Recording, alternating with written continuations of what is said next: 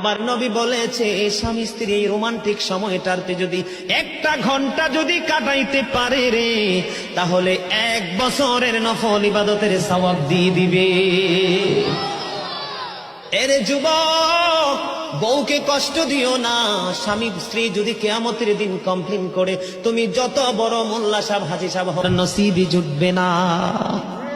আমি আমার মা আমার বোনদেরকে বলতে চাই, কখনো স্বামীর কলিজায় আঘাত দিও না, কারণ স্বামীর কলিজায় আঘাত দিলে তোমার জীবনে জান্নাত জুটবে না।